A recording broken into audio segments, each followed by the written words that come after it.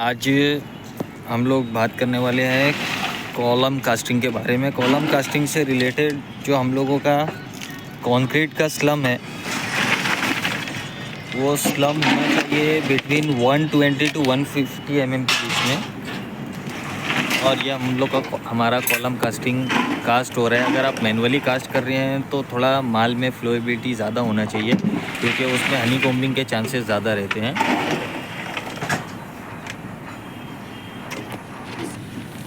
तो एक लेवल तक उसमें कंक्रीट डंप करने के बाद हम लोगों को नीडल वाइब्रेटर यूज़ करना है।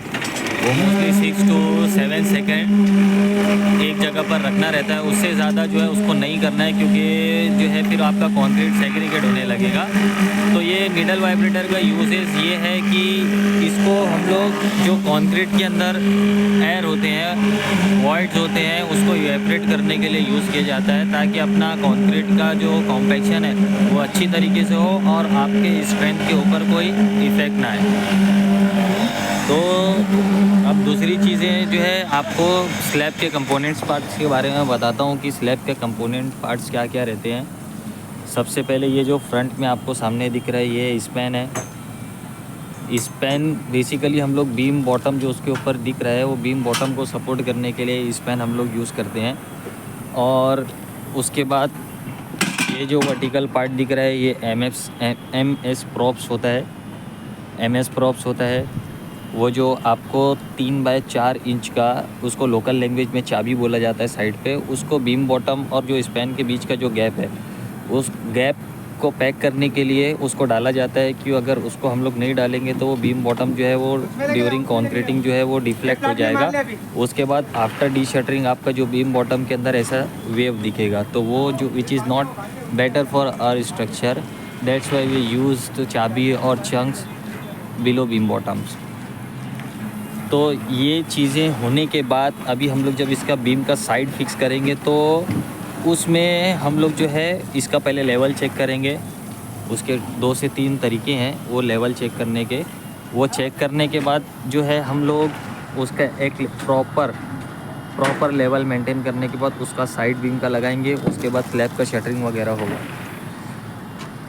तीसरी चीज़ जो बिफोर कास्टेड शेयर वॉल्स और कॉलम्स हैं आपके, उसके क्यूरिंग से रिलेटेड आपको बताता हूँ कि उसका क्यूरिंग जो है आपको प्रॉपर अच्छे तरीके से करना है स्टार्टिंग के 7 डेज़ में।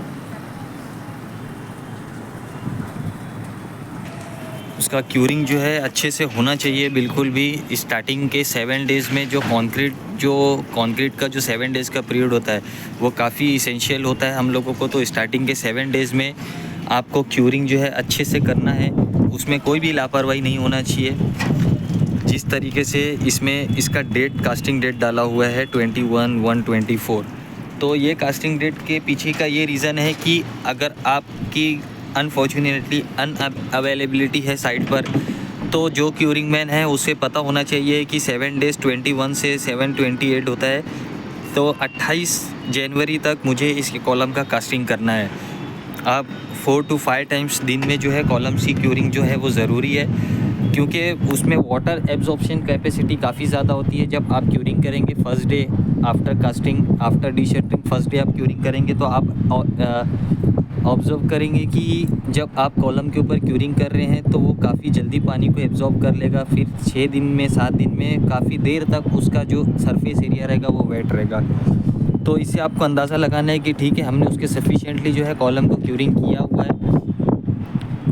फोर्थ चीज़ ये है इस वीडियो में कि ये जो बीम बॉटम ये कॉलम पे लगाया गया है, ये कॉलम पे इतना स्पेस छोड़कर लगाया गया है, तो ये जो है वो आपका स्लैब का एरिया का मेजरमेंट प्लान के हिसाब से फिक्स होता है कि उसे हमें कितने डिस्टेंस पर लगाना है। ये होने के बाद उसके लिए एक अलग से वीडियो मैं लाऊंगा, ताकि आपको उसका भी जो कन्फ्यूजन अगर रहे तो वो क्लियर हो जाए। बाकी आज के लिए गाइस इतना ही, कि आई होप कि this all information which I have given to you, it is usable for you whenever you go on site and when you become a good engineer. So I hope guys it is a good video for you. If you like the video, then you can subscribe my channel, share my channel and comment wait for next video. Thank you.